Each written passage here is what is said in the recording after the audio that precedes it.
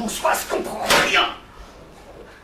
Elle veut pas admettre que si on se défend pas dans cette vie, on se fait écraser comme une merde. Il faut toujours que je compose, que je mette de l'eau dans mon vin. Que je dise oui, monsieur Bouard, de verre à raison, monsieur Bouard. Je vais me laisser faire, monsieur Bouard. Je suis une carpette, vous pouvez tous me marcher dessus. Mais moi, je suis pas fait comme ça. De verre, c'est un connard, je l'ai dit, je me rétracte pas. S'ils avaient une once de jugeote, ils l'auraient viré depuis belle lurette. Mais au lieu de ça, c'est moi qui remercie.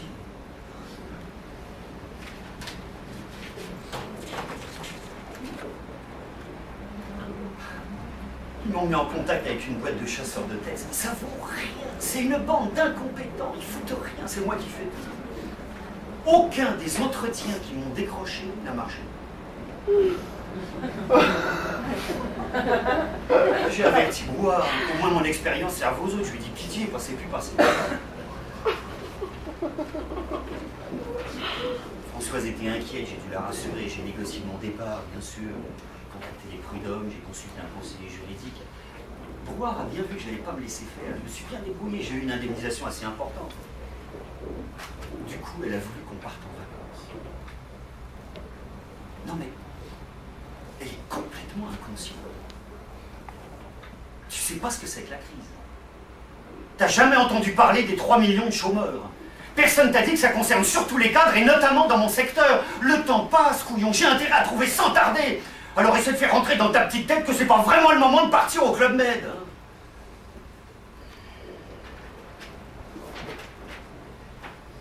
J'ai appelé Marcia, c'est son type qui a répondu, j'ai raccroché, elle m'a rappelé 10 minutes plus tard, elle avait compris. Elle est dingue de moi. Elle peut plus se passer de moi maintenant.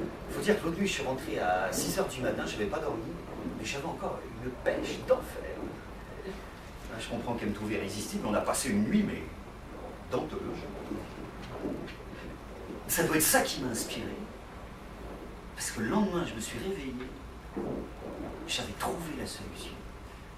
Puisque personne ne veut m'employer, j'ai qu'à m'employer moi-même. Je vais créer une boîte, je vais être mon propre patron, comme Pascal. Je suis fait pour ça, moi, j'ai jamais pu supporter prendre des ordres. J'ai le goût du pouvoir, je sais déléguer, je sais motiver les subalternes, je suis fait pour être chef. J'ai pensé à Jean-Mi, c'est un commercial, il s'emmerde dans sa boîte, il a beaucoup de contacts dans les régions. J'ai tâté le terrain avec Jean-Christophe aussi. Et c'est là que j'ai découvert qu'il s'amuse à créer des programmes à ses heures périodes. Il m'a montré ce qu'il a fait. Il y a des tas d'applications possibles. C'est un bricoleur de génie, ce mec. On a travaillé tous les trois ensemble, on a fait un brainstorming, on a développé une série de programmes adaptés à l'hôtellerie. On est vraiment sur un coup fumant. Jean-Christophe avait 2 prototypes de programmes. Moi, je me suis dit, on peut en faire un package et vendre ça à des hôtels. On établit un réseau en liaison avec des agences de voyage, puis on leur propose aussi un système pour informatiser et faciliter toute leur gestion. Jean-Christophe a tout de suite compris, il m'a dit, il n'y a pas de problème. Jean-Mi a déclaré solennellement que nous allions tous être milliardaires. Je crois qu'il a raison, c'est une idée de génie. J'ai eu.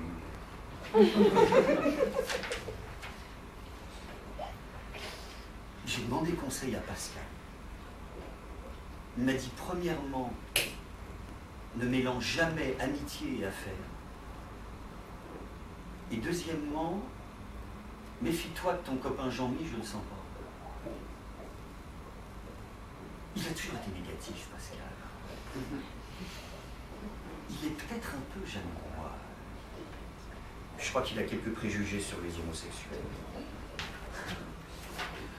Françoise n'était pas chaude non plus, ça lui faisait peur, évidemment. Elle m'a dit, et la crise alors, et les 3 millions de chômeurs? J'ai dit, si tout le monde raisonnait comme toi, il y en aurait 3 millions de plus. Il n'y a que Marcia qui m'encourage. Elle m'a dit, la seule chose qui m'étonne, c'est que tu aies pu supporter la vie de salarié si longtemps. En effet, moi aussi, ça m'étonne un peu. Jean-Christophe hésitait un peu à quitter la boîte. Il pensait collaborer avec nous dans son temps libre. Il est naïf, ce garçon. On aurait très bien pu exploiter ses idées sans lui donner un centime. Jean-Mi n'était pas con d'ailleurs. Moi, je suis pas comme ça. Jean-Christophe, c'est un sacré placement, je le garde sous le coude. On est 3 associés, mais comme c'est moi qui mets tout le fric, c'est moi le gérant. Quand je serai sérieusement riche, je crois que je m'offrirai un club de foot. On a déjà notre numéro de registre du commerce. J'attends l'extrait cabis. J'ai loué un bureau, Jean-Cri a installé son matériel. J'ai engagé une secrétaire. C'est un canon, les mecs vont tomber comme des mouches. Bon, elle n'a pas grand-chose à faire pour l'instant, mais elle nous donne du courage. Jean-Cri s'est mis à se laver les cheveux, il est devenu presque social. Jean-Mi est parti en province avec notre produit sous bras pour dénicher les premiers clients. Bien sûr, avec tout ce qu'il y avait à faire, il n'était absolument pas question de m'absenter de Paris, ma sœur a très bien compris.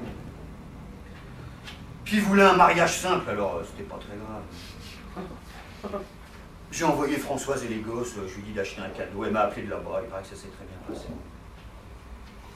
Non, la seule ombre au tableau, c'est maman, qui n'a pas voulu sortir de sa chambre. Mais Françoise est allée la voir, il paraît qu'elle exagère.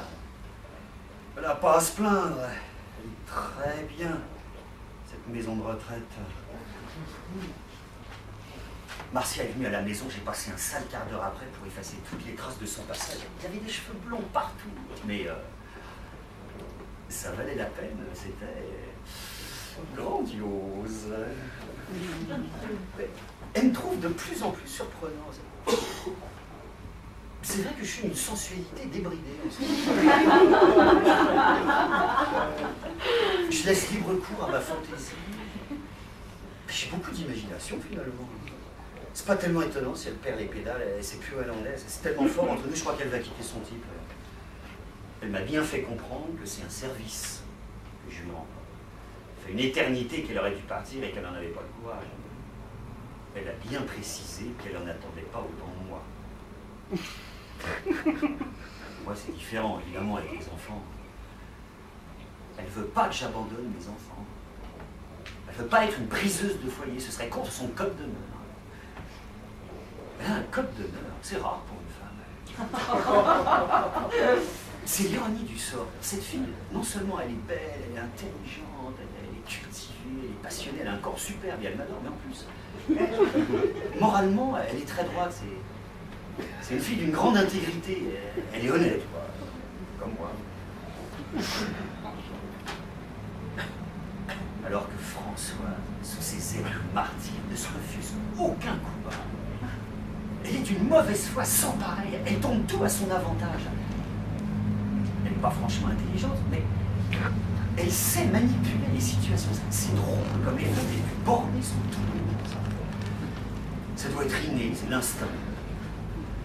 Elle m'a dit, j'espère que tu t'es bien amusé. Déjà, j'ai pas trop apprécié l'ironie.